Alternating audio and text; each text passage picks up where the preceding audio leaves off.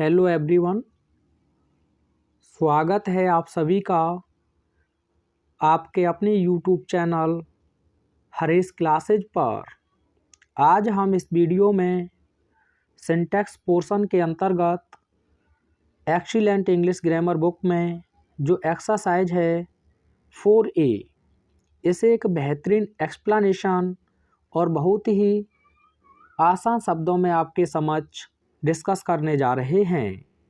यह जो एक्सरसाइज है साथियों, ये नाउन संबंधी एरर पर आधारित है। तो मैं थोड़ा सा नाउन के बारे में आप लोगों को बताना चाहूँगा कि नाउन की जो डेफिनेशन है, परिभाषा, वो आप कहोगे noun is a naming word. Noun is a naming word. ठीक है भैया, जिसका अपना एक नाम है वह क्या कहलाएगा? नाउन कहलाएगा। देखो, आप अकेडमिक हो, आगे कॉम्पिटिटिव एग्जाम की प्रिपरेशन करेंगे तो आपके लिए बहुत ज़्यादा बेनिफिशियल ये वीडियो होने वाला है। अगर हम साथियों बात करें नाउन के आइडेंटिफिकेशन की, फंक्शनल ग्रामर की बात कर रहा हूँ मैं। फंक्शनल जो शब्द है वो फंक्शन से बना है, जिसका मतलब होता है टू यूज, प्रयोग करना। तो प्रयोग के आधार पर समझेंगे। अगर आपको आइडेंटिफिकेशन करना है नाउन का तो 3 क्वेश्चन वर्ड का रिप्लाई मिलना कंपलसरी है। हु हो गया, हुम हो गया, और साथ ही साथ हम बात करें तो व्हाट हो गया।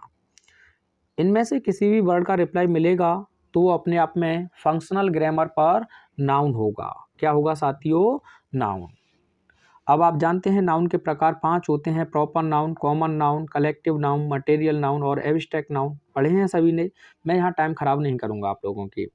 अब लेकिन कुछ ऐसे वर्ड होते हैं जो दिखने में कुछ होते हैं लेकिन कार्य कर जाते हैं किसकी तरह? नाउन की तरह। जैसे मैं आपके सामने एक सेंटेंस लिखता हूँ। मैंने कहा आई शैल गो टुमारो।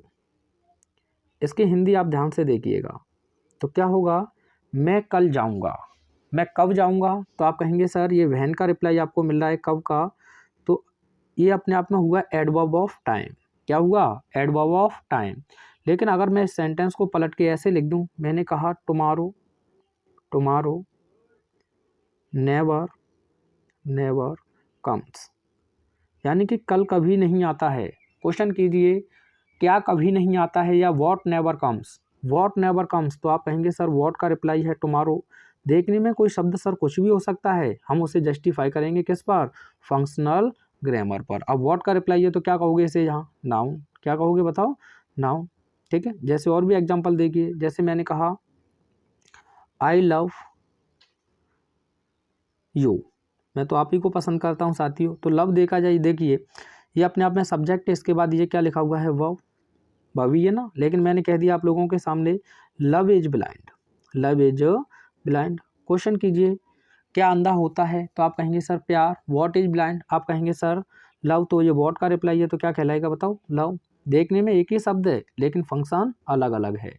CDS में आपसे क्वेश्चन पूछा गया है, देखो ये smoking, smoking is injurious, injurious. अब आप पार्ट्स ऑफ स्पीच में बताइए स्मोकिंग क्या है?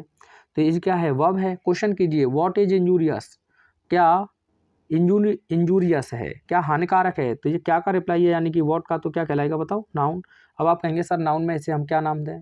अरे क्या नाम दें इस प्यार को? तो क्या कहोगे आप? सर इसे हम कहेंगे नाउन इक्विवेलेंट, जो नाउन तो नहीं है लेकिन नाउन की तरह फंक्शन कर रहा है। और भी देखिए, जैसे कि the rich should help the poor, help the poor. Questions की तरफ चलेंगे, पेशेंस रखें केवल। देखो चीज़ें क्लियर होंगी तो आसानी से मुझे पूरी एक्सरसाइज को समझाने में टाइम नहीं लगेगा। The rich should help the poor, यानी कि गरीब लोगों को, धनी लोगों को गरीब लोगों की मदद करनी चाहिए। हु शुड हेल्प हुम, किसे किसकी मदद करनी चाहिए? तो देखिए रिच है ना, तो ये भी क्या है? आपका नाउन इक्विवेलेंट है। आइए अब आसानी से हम एक्सरसाइज देखते हैं।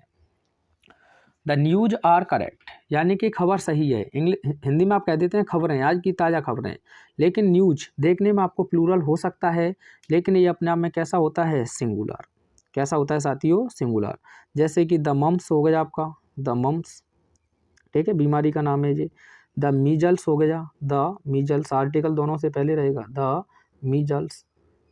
देखने में कैसे लग रहे हैं? ये प्लूरल, लेकिन हैं कैसे? ये सिंगुलर। द रिकेट्स हो गया, खेलों में जैसे कि द जिम्नास्टिक्स हो गया, द कार्ड्स हो गया, देखने में कैसे हैं प्लूरल, लेकिन यूज कैसे होते हैं ये सिंगुलर। तो हेल्पिंग वर्ब सिंगुलर क्या यूज करोगे इनके साथ बताओ।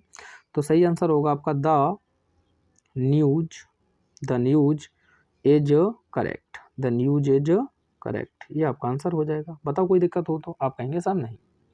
आगे देखिए, आई could not get good mark in English, मैं अंग्रेजी में अच्छे अंक प्राप्त ना कर सका। तो साथियों जब किसी लैंग्वेज में या कहीं भी आपको मार्क की बात करनी है तो ये मार्क नहीं बल्कि आपको लिखना होगा मार्क्स, यानी कि अंक, ये शब्द रहेगा आपका। तो I could not get good marks in English, कोई दिक्कत तो नहीं है, ठीक। आगे देखिए, the baggage of sin are death, तो बैगेज वर्ड को आप अच्छे से क्लियर कर लें, लगातार पूछा जाता है बैगेज, एस तो रहेगा। इसके दो अर्थ होते हैं साथी, एक तो होता है रिजल्ट, क्या होता है रिजल्ट, जैसे आप हिंदी में कहते हैं परिणाम, और एक होता है अर्निंग, अर्निंग तो आप जानते हैं कमाई, ठीक है। तो रिजल्ट की बात करें साथियों तो ये अपने आप में बैगेज सिंगुलर प्रयोग किया जाता है और सिंगुलर ही इसके साथ एग्रीमेंट बना जाता है हेल्पिंग वर्ब, यानी कि सिंगुलर हेल्पिंग वर्ब। जब अर्निंग्स की बात करें तो आप इसके साथ में ये प्लूरल होता है और इसके साथ एग्रीमेंट बनाओगे प्लूरल हेल्पिंग वर्ब से। बात समझ में आई। बैगेज अगर रिजल्ट की बात करें, परिणाम की बात करें तो ये सिंगुलर होता है, हेल्पिंग वर्ब आप सिंगुलर लगाओगे। बैगेज अगर अर्निंग कमाई की बात करें तो ये अपने आप में प्लूरल होता है और एग्रीमेंट बनाओगे आप इसके साथ प्लूरल हेल्पिंग वर्ब के साथ। तो बताओ ये क्या कह रहा है, यानी कि पाप की कमाई मौत है या मृत्यु है। बात समझ में आई। तो किसकी बात कर रहा है, रिजल्ट की, पैसे तो नहीं कमाए है ना, तो इसीलिए ये सिंगुलर होगा, तो आप किसका प्रयोग करेंगे, एज का। The baggage of sin is death. अब मैंने एक और सेंटेंस आपके सामने लिखा, हिज बैगेज इज 100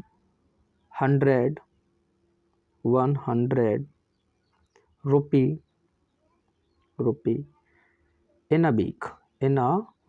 बताओ इसमें क्या करेक्शन आपकी तरफ से हो सकता है, बताओ फटाफट से। तो आप कहेंगे सर वहाँ कमाने की बात कर रहा है, पैसों की बात कर रहा है, और पैसों की बात कर रहा है तो ये प्लूरल हो जाएगा, और हेल्पिंग वर्ब कैसी चाहिए आपको, प्लूरल, यानी कि आर।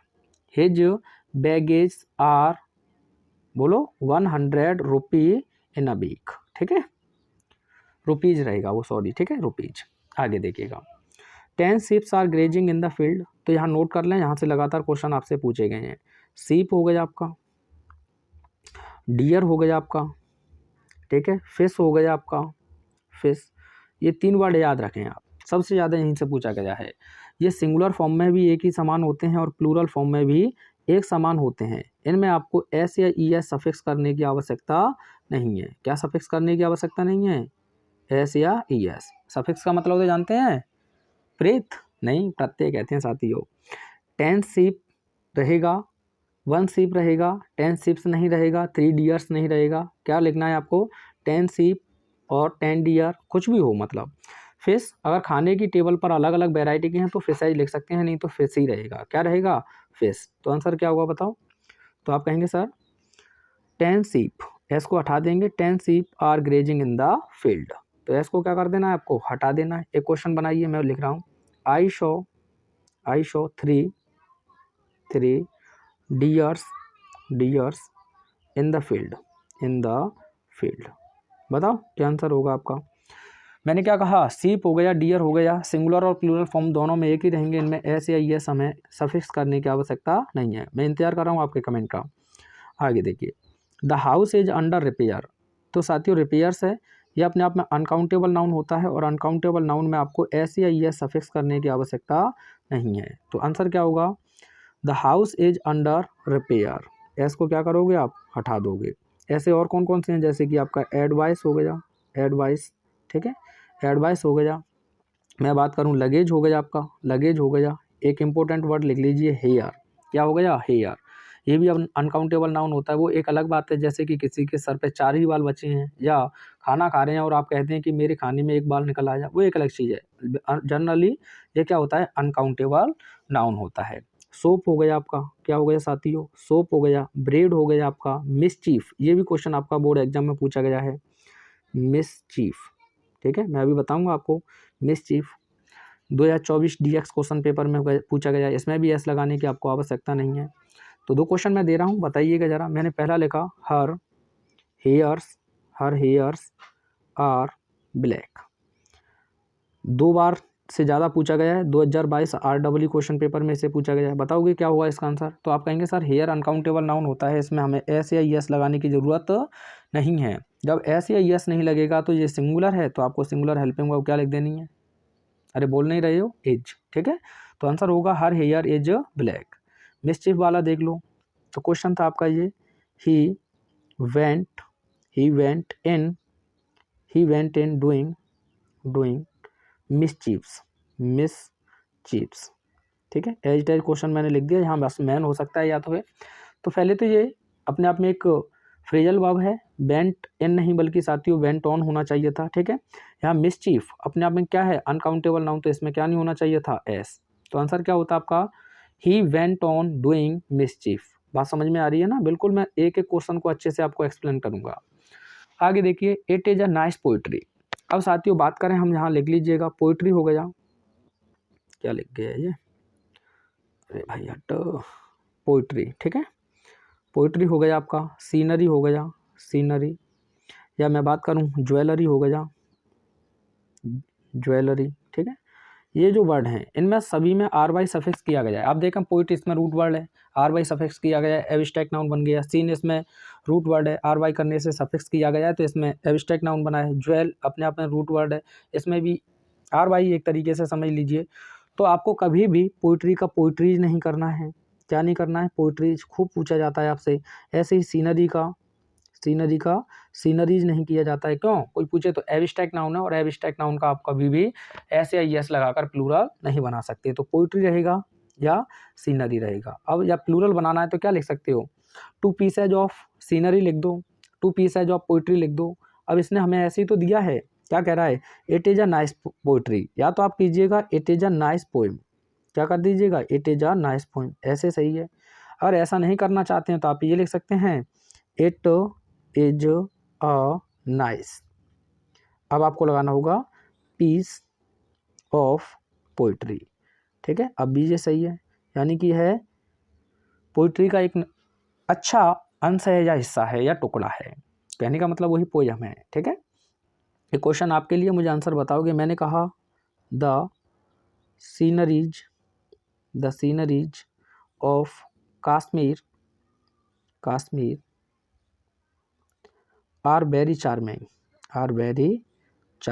गए तो नहीं है भैया, सुना है केवल, आप ये समझ लें कि सर गए हुए हैं। ठीक है, तो बताइए, तो आप कहेंगे सर पहले तो सीनरी अपने आप में एब्स्ट्रैक्ट नाउन है, तो सीनरीज ना होकर क्या रहेगा? सीनरी।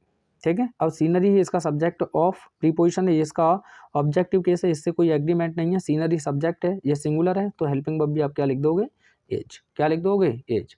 तो the scenery of Kashmir is very charming. ठीक है, देखिए आगे, योर इन्फॉर्मेशंस आर फॉल्स। तो साथियों देखा जाए, इसमें रूट वर्ड है आपका इन्फॉर्म। क्या है? इन्फॉर्म, वर्ब है, सूचना देना होता है, और इसमें एसन ये सफिक्स किया गया है, और सफिक्स किया गया है तो ये बन गया एब्स्ट्रैक्ट नाउन। और एब्स्ट्रैक्ट नाउन में आपको एस या यस लगाने की आवश्यकता नहीं है। तो क्या करोगे आप बताओ? सबसे पहले आप लिखोगे योर इन्फॉर्मेशन,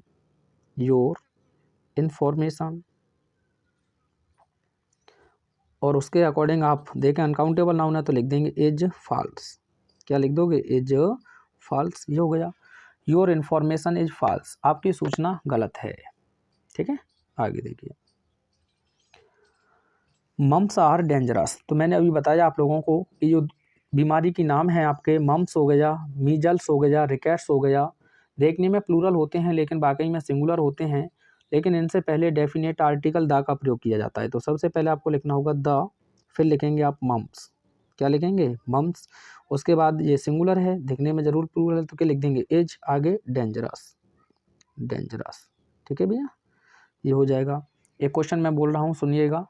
मीजल्स हैज या measles broke out in the city. सही है ना? मैं बोल रहा हूँ, लिख ही देता हूँ, बनाइएगा, मुझे आंसर चाहिए। Measles broke out in the city. बताओ क्या गलती है इसमें? मैंने क्या कहा? मीजल्स हुआ, मम्स हुआ, रिकेट्स हुआ, इन तीनों बीमारियों के नाम से पहले आपको आर्टिकल दा का प्रयोग करना होता है। तो करिएगा, बताइए। आगे देखिए, I show 3 dears in the forest. तो साथियों मैंने क्या कहा? डियर हो या फिर सीप हो या फिश हो, ये सिंगुलर और प्लूरल फॉर्म दोनों में एक समान रहते हैं। कैसे रहते हैं? एक समान। तो इनमें एस या एस लगाने की हमें आवश्यकता नहीं है। तो आंसर क्या होगा? आई सॉ 3 डियर है भाई, डियर इन द फॉरेस्ट। कोई दिक्कत तो नहीं है? तो आप कहेंगे सर नहीं। आगे देखिए, full many a flowers are born to flush unseen, यानी कि बहुत से फूल, यानी कि कोई भी एक फूल बहुत से फूलों की तरह बिना दिखे हुई खिल जाता है या जन्म ले लेता है। तो यहाँ कॉन्सेप्ट क्लियर करेंगे, ये आपका क्वेश्चन पूछा गया है 2024 में। Much books should not be. देखिए थर्ड फॉर्म के बाद इसे रेड पढ़ते हैं, वैसे रीड भी पढ़ देंगे तो कोई दिक्कत नहीं है। यह क्वेश्चन पूछा गया था। तो अगर हम बात करें, बुक्स अपने आप में प्लूरल काउंटेबल नाउन है। कैसा नाउन है? Plural countable noun. तो मच का आप प्रयोग करते हैं अनकाउंटेबल नाउन के लिए। किसके लिए? अनकाउंटेबल नाउन के लिए। स्क्रीनशॉट ले लो, मैं इसका आंसर आपसे पूछ रहा हूँ। अभी कॉन्सेप्ट समझ लेते हैं पहले। एक वर्ड है आपके पास में मैनी, एक वर्ड है आपके पास में मैनी A/N, और एक वर्ड है आपके पास में मच। तीनों चीज़ें क्लियर हैं। मैनी की बात करें तो प्लूरल काउंटेबल नाउन चाहिए। अगर ये इसके बाद हेल्पिंग वर्ब लगानी है तो हमेशा प्लूरल लगाओगे। कैसी लगाओगे? प्लूरल। मैनी ए या एन, यानी कि बहुत सौ में से किसी एक की तरह आप बात कर रहे हैं। तो ये अपने आप में देखा जाए तो मैंने बताया ए या एन का प्रयोग किसके लिए करेंगे? सिंगुलर काउंटेबल नाउन के लिए। तो यहाँ चाहिए आपको सिंगुलर काउंटेबल नाउन। और जब सिंगुलर काउंटेबल नाउन नहीं है तो आपको एग्रीमेंट भी किससे चाहिए? सिंगुलर हेल्पिंग वर्ब से। मच की बात करें भैया, ये अनकाउंटेबल नाउन से पहले यूज करेंगे। किससे पहले? अनकाउंटेबल नाउन से पहले। और अनकाउंटेबल है तो वो सिंगुलर है, तो हेल्पिंग वर्ब भी कैसी लगाओगे? सिंगुलर। ये कॉन्सेप्ट क्लियर हुआ। मैनी की बात करें तो आपको रखना है प्लूरल काउंटेबल नाउन, और एग्रीमेंट बनाना है तो प्लूरल हेल्पिंग वर्ब। और मैनी ए या एन की बात करें तो सिंगुलर काउंटेबल नाउन या सिंगुलर हेल्पिंग वर्ब। और मच की बात करें तो अनकाउंटेबल नाउन के लिए, और उसके बाद सिंगुलर हेल्पिंग वर्ब। अब बताओ क्या होगा उसमें एरर? तो आप कहेंगे सर मच बुक्स की जगह पर मैनी बुक्स हो जाएगा। ऐसे मैंने और भी एग्जांपल दिए। मैंने कहा many an many a rotten apple. ये सही है या गलत है बताओ? तो आप कहेंगे बिल्कुल सही है सर। मैनी ए आया हुआ है, ए आया हुआ है तो एप्पल अपने आप में बिल्कुल सही है। एप्पल से दे देता तो क्या हो जाता? वो गलत हो जाता। ठीक है। जैसे मैंने एक एग्जांपल और लिखा आपके सामने, many a boys are present in the class. ठीक है, ये इतना समझ लो। आपने कहा सर मैनी ए आया है तो यहाँ आपको सिंगुलर काउंटेबल नाउन चाहिए, तो एस हटा देंगे, बॉय रह जाएगा। अब ये अपने आप में सिंगुलर है तो यहाँ आर नहीं बल्कि क्या हो जाएगा? एज। कॉम्पिटेटिव एग्जाम में ढेर सारे क्वेश्चन आपसे पूछे जाते हैं। अब तो इंटर लेवल भी आपका उसी दिशा में चल भी दिया है। आगे देखिए भैया, इसका आंसर क्या था फिर बताओ? फुल मैनी ए आया है तो इसके बाद आपको क्या चाहिए? सिंगुलर काउंटेबल नाउन, तो एस हटा देंगे और यहाँ आर को हटा के क्या लिख दोगे? एज। तो full many a flower is born to blush unseen. कोई समस्या है किसी को? तो आप कहेंगे सर बिल्कुल नहीं। आगे देखिए, Kalidas is one of the greatest poet of India. Kalidas Bharat के सबसे महान कवियों में से एक हैं। बहुत ज़बरदस्त बात कही है। चलो ठीक है, आइए देखिए, यहाँ एक वर्ड है आपके पास में वन। ये दो तरीके से फंक्शन करता है। एक तो जनरल सेंस में, किसमें? जनरल सेंस में। जैसे जनरल सेंस में हर किसी को लेके चलेगा तो इसके साथ आप पजेसिव एडजेक्टिव लगा के चलोगे वंस। क्या लगा के चलोगे? वंस। जो क्वेश्चन आपसे पूछा गया बताओ, one should not abuse his father. बताओ क्या गलती है इसमें? अब ये मुझे प्रॉपर ध्यान है, शायद 2022 डबल ई क्वेश्चन पेपर में ये पूछा गया है आपसे। तो ये जनरल सेंस ही तो है, क्यों? सब्जेक्ट के रूप में आ जाए, और सब्जेक्ट के रूप में आ जाए तो जनरल सेंस हुआ। तो इसके साथ आपको पजेसिव एडजेक्टिव हिज नहीं बल्कि किसका प्रयोग करना है प्यारे साथियों? अरे बोल नहीं रहे हो यार, नाराज हो क्या? वंस। किसका प्रयोग करोगे? वंस। तो आंसर होगा one should not abuse once father. अब दूसरे फंक्शन को देख लेते हैं हम, वन। ठीक है भाई, अगर ये स्पेसिफिक सेंस में होगा तो ये प्रीपोजिशन ऑफ से जुड़ा होगा। किससे जुड़ा होगा? प्रीपोजिशन ऑफ से। अब जो प्रीपोजिशन ऑफ है ये दो चीज़ों के बारे में आपको बताएगा। एक तो होता है पोजीशन और एक होता है आपका सिलेक्शन। ठीक है भैया, एक होगा पोजीशन और एक होगा सिलेक्शन। अब पोजीशन कब होगा? जब इससे पहले कोई जो वर्ड आपको दिया है वो नाउन तो होगा। क्या होगा? नाउन होगा। ठीक है। और सिलेक्शन कब बताएगा ये? जब ऑफ से पहले कोई भी काउंटिंग वर्ड होगा। काउंटिंग वर्ड आप जानते हैं, जैसे आसानी से गिना जा सके। अब एक में से एक का सिलेक्शन तो नहीं हो सकता है क्या बताओ। अब कोई भी टीचर यूट्यूब पर नहीं है, मैं ही आपको अकेला पढ़ा रहा हूँ, तो इसमें सिलेक्शन कर पाओगे? तो आप कहेंगे छी सर, फिर तो हमें मजबूरी में गलत या सलत आपसे पढ़ना ही है। क्यों? सिलेक्शन आप तभी तो करोगे जब हमसे एक से ज़्यादा है। अब एक से ज़्यादा है तो ये काउंटिंग वर्ड है, सिलेक्शन कर रहा है तो यहाँ नाउन चाहिए आपको कैसा? Plural countable noun. और वन ऑफ के बाद में आपको चाहिए प्लूरल काउंटेबल नाउन, और साथ ही साथ में ध्यान रखेंगे प्लूरल प्रोनाउन। ठीक है भैया, ये दो चीज़ें ध्यान रखेंगे। तो बताओ क्या गलती है? सबसे ज़्यादा क्वेश्चन यहाँ से पूछे गए हैं। कालिदास इज वन ऑफ आ गया ना। अब यहाँ दा तो आर्टिकल है, इसमें तो आप नहीं लगा सकते। ग्रेटेस्ट अभी पढ़ाया मैंने पीछे, एडजेक्टिव है। तो पोइट बचा हमारे पास, तो क्या लिख दोगे आप बताओ? पोइट्स। क्या लिख दोगे? पोइट्स। तो Kalidas is one of the greatest poets of India. 2023 का क्वेश्चन ये लो। सरदार वल्लभ भाई पटेल, मैंने शॉर्ट में लिख दिया Patel, was one of the greatest man of India.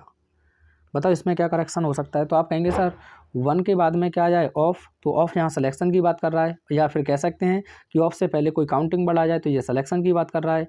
तो ये तो द है और ये क्या है? एडजेक्टिव। तो हमें इसका प्लूरल फॉर्म लिखना होगा। तो मैन का मेंस ना लिख दें प्यारे साथियों, क्या होगा? MEN। क्या होगा? MEN। तो सही आंसर क्या हो जाएगा? Patel was one of the greatest man. एक क्वेश्चन आप लोगों के लिए है, आप मुझे बताओगे मेरे idol Sachin Tendulkar is one of the greatest player. ठीक है भाई, अब बताइएगा इसका आंसर क्या होगा कमेंट में। Sachin is one of the greatest player, comment में आंसर चाहिए मुझे। भाई हो आप मेरे, मुझे भरोसा है आप आंसर भेज दोगे। बहन भी हो, ठीक है। आगे देखिएगा। हिज पोइट्रीज आर मिस्टेक, यानी कि उसकी जो कविताएं हैं वो रचनात्मक हैं। अब साथियों देखा जाए तो मैंने अभी आपको बताया कि पोइट्री हो गया, सीनरी हो गया, मशीनरी हो गया या ज्वेलरी हो गया, ये एब्स्ट्रैक्ट नाउन है जिनमें आपको IES या ES सफिक्स करने की आवश्यकता नहीं है। तो आंसर क्या होगा? His poetry. अब ये अपने आप में एब्स्ट्रैक्ट नाउन है, सिंगुलर है, तो क्या लिख दोगे? इज मिस्टेक मान होता है रहस्यमयी, मिस्टेक। ठीक है, मिस्टेक नहीं, मिस्टेक मानी गलती होता है। तो हिज पोइट्री इज मिस्टेक। आगे देखिएगा। Some thief has entered my house, यानी कि कुछ चोर मेरे घर में प्रवेश कर गए। आइएगा, एक वर्ड है आपके पास में सम। ठीक है भैया, सम पॉजिटिव सेंटेंस में यूज किया जाता है, डिटरमाइनर है। आप लोगों को अच्छी तरह से क्वेश्चन यहाँ दिया गया है। सम के बाद में या तो आप प्लूरल काउंटेबल नाउन का प्रयोग करेंगे या फिर यूज करेंगे आप अनकाउंटेबल नाउन का। किसका यूज करेंगे? अनकाउंटेबल नाउन का। कुछ चोर, सही है कहना, कुछ चोर। अब ये कुछ का मतलब क्या है? कोई, तो कुछ चोर हैं, यानी कि ज़्यादा ही है, एक से ज़्यादा। तो यहाँ आपको या तो सम के बाद प्लूरल काउंटेबल नाउन लिखना होता है या फिर अनकाउंटेबल नाउन। किस सेंटेंस में यूज करते हैं आप इसे? पॉजिटिव सेंटेंस में। एनी नेगेटिव में होता है, डिटरमाइनर में मैं पढ़ाऊंगा। तो यहाँ सम थीफ नहीं बल्कि क्या होना चाहिए साथियों? थीप्स होना चाहिए, क्योंकि आप जानते हैं एफ को कभी कभी हम प्लूरल बनाते समय VES में बदल देते हैं।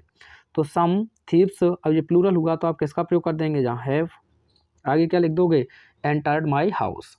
सम थीप्स, ठीक है, some thieves have entered my house. अब यहाँ आप सोच रहे हैं कि सर एंटर्ड के साथ इनटू तो हो सकता है। साथियों एंटर्ड के साथ किसी भी हम प्रीपोजिशन का प्रयोग नहीं करते हैं। आगे देखिए। ही बॉट 3 सोप्स, यानी कि उसने 3 साबुन खरीदे। साथियों साबुन नहीं खरीदा जाता, उसके टुकड़े खरीदे जाते हैं।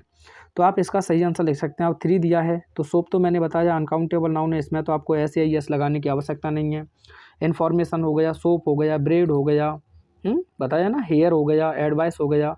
तो आप इनका प्लूरल बनाना ही है, तो हमारे पास एक देसी जुगाड़ है। देसी क्या है? या तो पीस एज लगा दीजिए, लेकिन इसका एक्चुअल आंसर होता है बार्स। क्या होता है? बार्स। और बार्स भी आप नहीं लगाना चाहें तो केक से एक वर्ड है हमारे पास में, केक्स लगा सकते हैं। तो कैसे लिखोगे आप? सबसे पहले आप लिखोगे ही, आगे लिख दोगे बॉट। क्या लिख दोगे? बॉट। आगे आप जो संख्या दी है वो लिख देंगे 3। आप चाहें तो बार्स का प्रयोग कर सकते हैं, ठीक है, क्योंकि 3 बार्स 1 होता तो 1 बार। या आप चाहें तो केक्स लिख सकते हैं, 3 केक्स। ठीक है भैया, या फिर आप लिख सकते हैं पीस एज सब में चल जाता है। अगर कहीं समस्या हो तो अनकाउंटेबल नाउन से पीस एज लगा दीजिए। जैसे मैंने कहा 2 ब्रेड, तो आप कह सकते हैं 2 पीस एज ऑफ ब्रेड। वैसे तो स्लाइस एज आप लिख सकते हैं, आप चाहें तो लोब्स भी लिख सकते हैं, लेकिन पीस एज काम कर जाता है। और इसके बाद आप ऑफ लगाइए भैया, ऑफ लगाने के बाद लिख दीजिए सोप। क्या लिख देंगे? सोप। तो आंसर क्या होगा? ही बॉट 3 बार्स या केक्स या पीसेज ऑफ सोप। या तो बार्स लगाइए, केक्स लगाइए या पीसेज, जो भी आपको सूटेबल लगे। आइए भैया आगे देखते हैं।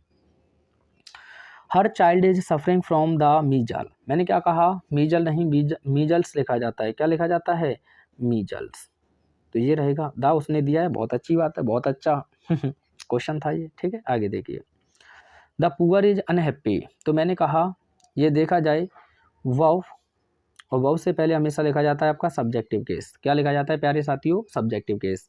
अब सब्जेक्ट या तो नाउन बनेगा आपका, क्या बनेगा? नाउन। अगर नाउन नहीं है तो नाउन को सब्स्टिट्यूट करने वाला कौन है? प्रोनाउन। प्रोनाउन की डेफिनेशन आपने पढ़ी होगी, replace as a noun, replace as a noun. और नाउन को रिप्लेस क्यों करता है? टू अवॉइड इट्स रिपीटेशन, इसके रिपीटेशन से बचने के लिए। अब प्रोनाउन आप जानते हैं पर्सनल 7 होते हैं, I we first person, you second person, he she it और दे थर्ड पर्सन। तो इनमें से तो कोई है नहीं। देखा जाए तो अपने आप में पुअर एडजेक्टिव है। क्या है? एडजेक्टिव। लेकिन वर्ब से पहले आपको क्या चाहिए भाई? वर्ब से पहले आपको क्या चाहिए? नाउन सब्जेक्टिव केस में या फिर प्रोनाउन सब्जेक्टिव केस में। तो प्रोनाउन तो नहीं है, अब तो ये एडजेक्टिव है। तो अभी कुछ ऐसी चीज़ें हैं जो नाउन इक्विवेलेंट कहलाती हैं। क्या कहलाती हैं साथियों? Noun equivalent. नाउन तो नहीं है लेकिन नाउन की तरह कार्य करती हैं, उन्हें हम नाउन इक्विवेलेंट कहते हैं।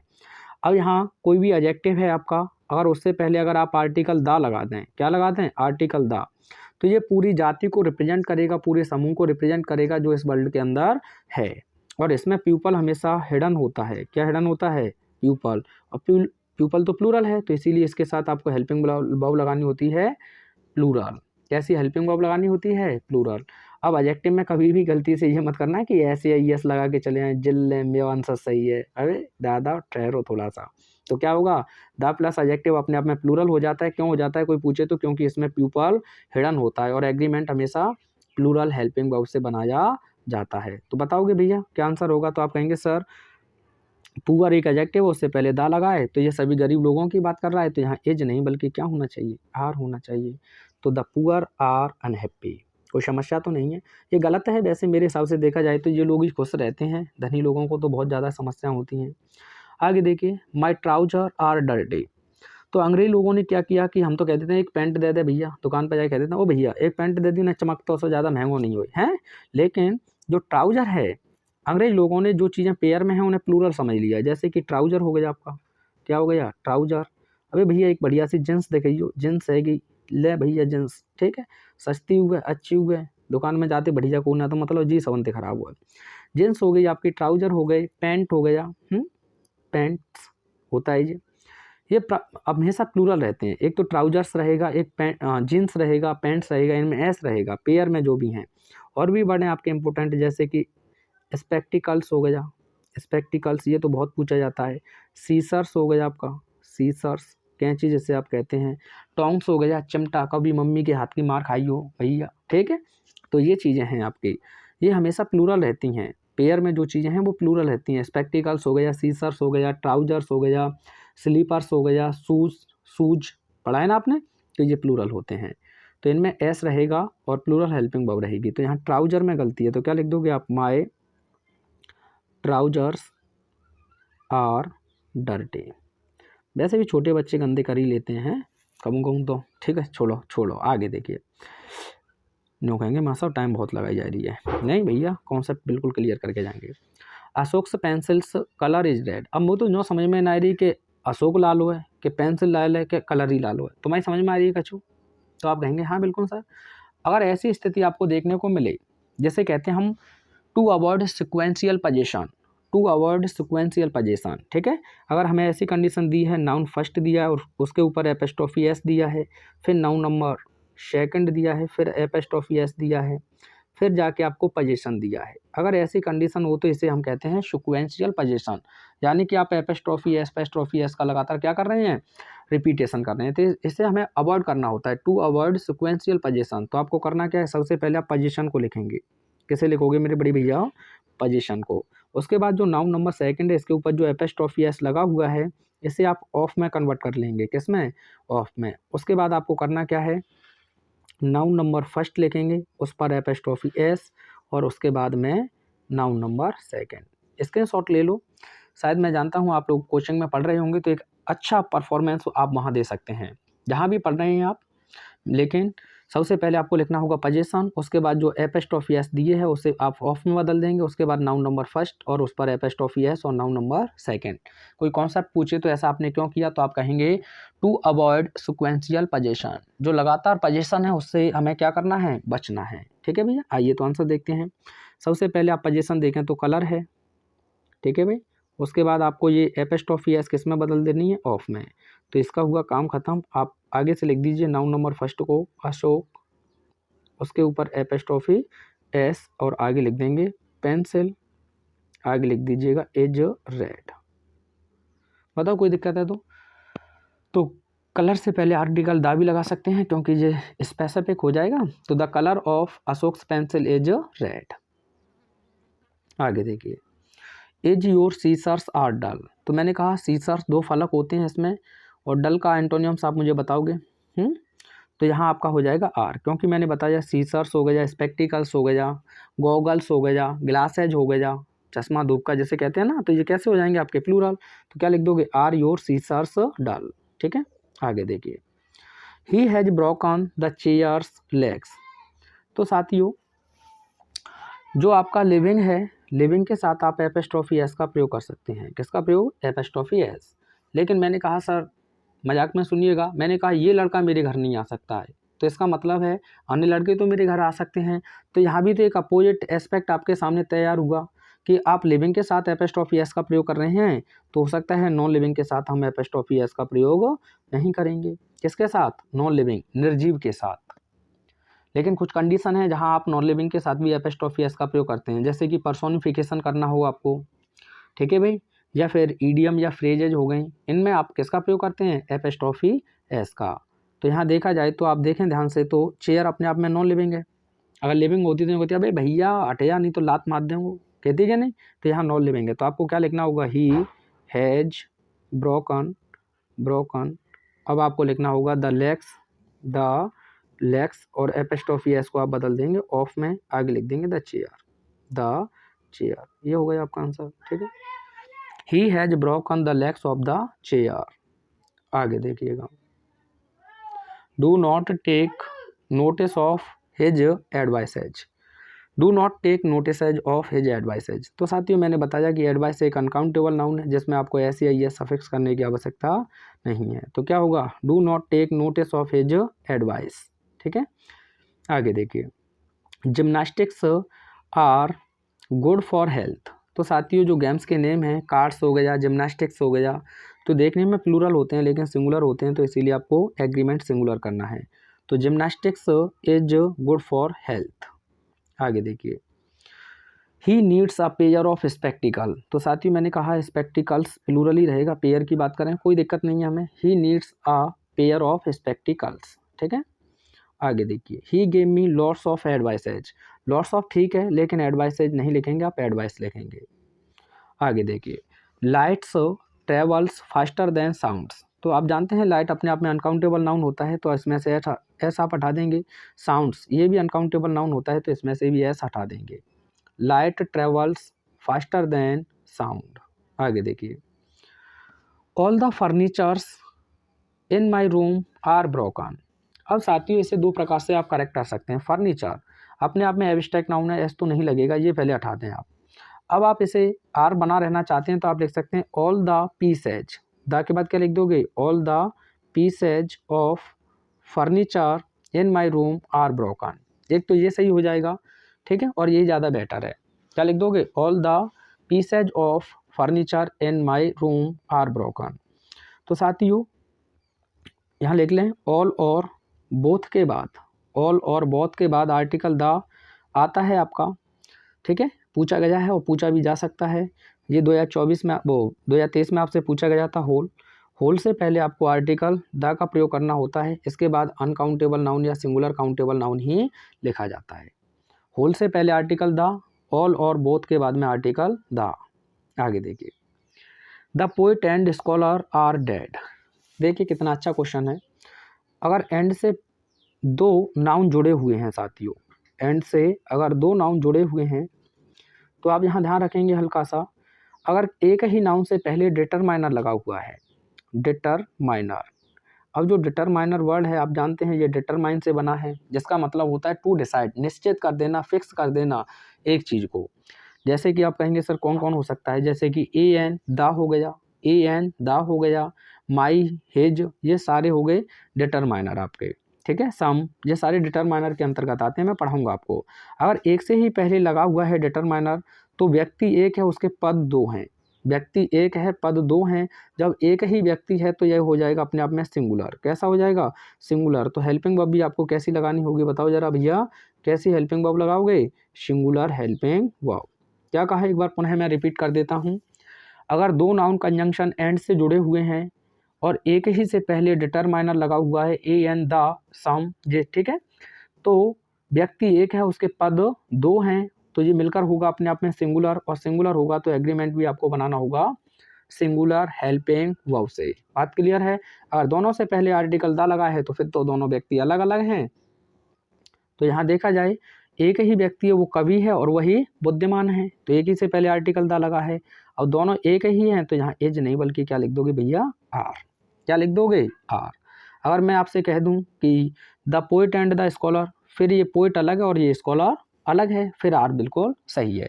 तो आप कहेंगे सर ऐसे भी सही कर सकते हैं, नहीं, उसकी रिक्वायरमेंट है, उसी के अकॉर्डिंग हम जाएंगे। आगे देखिए भैया, the committee has arrived at this decision in their own interest. दो बार आप ध्यान रखेंगे, कमिटी एक जूरी। अगर साथियों ये यूनाइटेड सेंस में है, किसमें? मैंने क्या कहा? United sense. यूनाइटेड सेंस का मतलब होता है एक मत। अगर एक मत है तो जिनके साथ आपको एग्रीमेंट सिंगुलर लगाना है, और जो पजेसिव केस या प्रोनाउन की मैं बात करूं वो भी सिंगुलर रहेगा, यानी कि प्रोनाउन भी आपका कैसा रहेगा? सिंगुलर। अब सिंगुलर आप जानते हैं ही है तो उसका प्रोनाउन फॉर्म लिखना है तो ही लिखेंगे, पजेसिव एडजेक्टिव लिखना है तो हिज लिखेंगे, ऑब्जेक्टिव केस लिखना है तो हिम लिखेंगे। अगर ये डिवाइडेड सेंस में हो जाता है, डिवाइडेड माने बट जाता है, क्या हो जाता है साथियों? डिवाइडेड हो जाता है, तो फिर ऐसी स्थिति में इनके साथ आपको प्लूरल तो हेल्पिंग वर्ब लिखनी है और प्लूरल एग्रीमेंट, यानी कि दे, देयर, देम। कौन सा केस हो वो देख लेना एक बार, मैं पूरा रिपीट कर देता हूँ। जूरी और कमिटी दो ऐसे शब्द हैं जो अपने आप में कलेक्टिव नाउन होता है। क्या होता है? Collective noun. अगर यूनाइटेड सेंस में है, एक ही सेंस में है, तो इनके साथ आपको सिंगुलर हेल्पिंग वर्ब और सिंगुलर प्रोनाउन, यानी कि सब्जेक्टिव केस लिखना है तो ही लिखेंगे अगर वो दे दे तो आपको। अगर पजेसिव एडजेक्टिव देयर दे तो आप हिज लिख देंगे, और ऑब्जेक्टिव केस देम दे तो हिम लिख देंगे। अगर ये डिवाइडेड सेंस में है, बटा हुआ है, तो फिर आपको प्लूरल हेल्पिंग वर्ब लिखनी है। क्या लिखनी है? Plural helping verb. और प्लूरल हेल्पिंग वर्ब है तो प्लूरल ही प्रोनाउन जाओगे आपका, दे सब्जेक्टिव केस में, देयर पजेसिव एडजेक्टिव में, और देम ऑब्जेक्टिव केस में। तो आइए बनाते हैं। The committee has arrived at this decision in their own interest, यानी कि जो कमिटी है वो अपने स्वयं की रुचि के अनुसार इस डिसीजन पर आ पहुंची है। तो एक मत है ना, एक मत है, तो क्योंकि आपने देखा होगा जो अयोध्या मंदिर का जो फैसला हुआ था उसमें जूरी ने दिया था, 5 जज थे, तो कलेक्टिव नाउन था। अगर वो डिवाइड हो जाते तो उनका क्या हो जाता? Divided sense. उन्होंने किस में दिया था? यूनाइटेड सेंस में, तो कैसा था वो? सिंगुलर। तो एक ही निर्णय पर आए हैं, तो यहाँ सिंगुलर हेल्पिंग वर्ब बिल्कुल सही लिखी है। तो यहाँ आपको सिंगुलर पजेसिव एडजेक्टिव भी लिखना होगा। क्या लिख दोगे आप बताओ? हिज। अरे बोल नहीं रहे हो भैया? हिज लिख देंगे। आगे देखिएगा, the jury was divided in its opinion and could not agree as to the verdict, यानी कि जो जूरी है, जो जूरी आप पंचायत कहते हैं ना, जो पंचायत है वो अपने जो राय है, विचार है, उसी में विभाजित हो गई थी और वह निर्णय, इस निर्णय से सहमत ना हो सकी। तो जब विभाजित हो गई तो आपको प्लूरल हेल्पिंग चाहिए, तो यहाँ वॉज नहीं बल्कि क्या लगा दोगे मेरे भैया? वर। अब यहाँ इट्स नहीं बल्कि क्या लगाओगे आप लोग बताओ? देयर। यही तो मैंने बताया था, कितना आसान है। आगे देखिए, our room's roof leaks badly in the rainy season, हमारे घर की जो छत है वो बारिश के मौसम में बुरी तरीके से टपकती है। भाई गरीब लोगों का हाल ही ये होता है। आपने पढ़ा होगा कि मुझे बिल्ली का डर नहीं है बल्कि टपके का डर है, छोटी क्लास में कभी पढ़ा हो। तो यहाँ नॉन लिविंग के साथ एपोस्ट्रोफी एस नहीं लगाएंगे, तो आपको लिखना होगा द रूफ, द रूफ। अब एपोस्ट्रोफी एस को आप ऑफ में बदल देंगे, आगे लिख देंगे अवर रूम, आगे लिख दीजिए leaks badly in the rainy season. आगे देखिए, there are fine furnitures in the house, आप लिख सकते हैं there are fine pieces, there are fine pieces of furniture in the house। ठीक है, ऐसे आप बना दोगे। फर्नीचर का प्लूरल नहीं लिखा जाएगा, ये आपको पता है। देखिए भाई, I gave her a 10 rupees note, यानी कि मैंने उसे एक 10 रुपये का नोट दिया। कंपाउंड नाउन है आपका, लेकिन मैं कॉन्सेप्ट की तरफ चलूँ तो आप लोग पढ़ेंगे यूनिट। एक चैप्टर होता है यूनिट। आप कहेंगे सर मैथ की तरफ ले जा रहे हैं क्या? नहीं जी, यूनिट जो होगी उसके बाद आपको देखने को मिलेगा एक न्यूमेरल। न्यूमेरल का मतलब आप जानते हैं, कोई भी संख्या। उसके बाद आपको देखने को मिलेगी यहाँ यूनिट।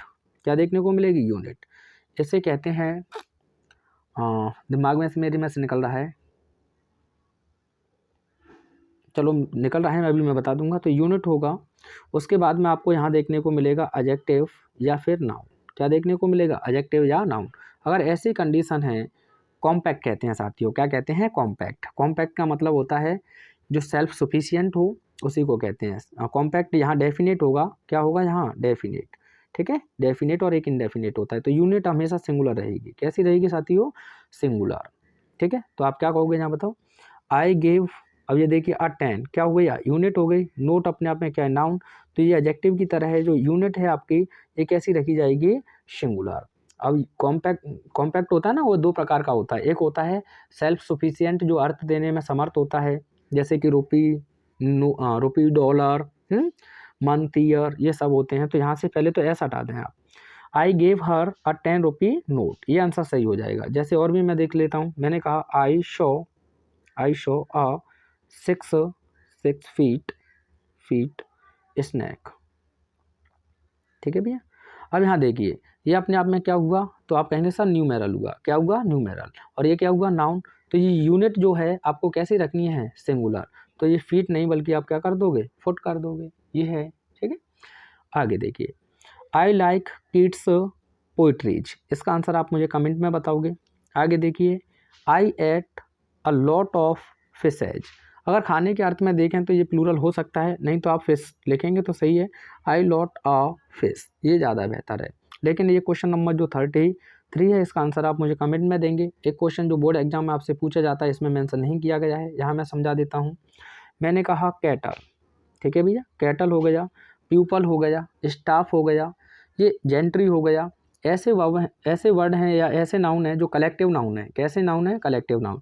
तो इनमें हमें ऐसे या यस लगाने की आवश्यकता नहीं है। ये अपने आप में प्लूरल होते हैं, और प्लूरल होने के साथ एग्रीमेंट भी कैसा होता है इनके साथ? प्लूरल। क्या होता है? प्लूरल। जैसे मैंने एक क्वेश्चन लिखा आपके सामने, the cattles are grazing. The cattles are grazing. इसमें क्या गलती है मुझे बताओगे? तो मैंने क्या कहा?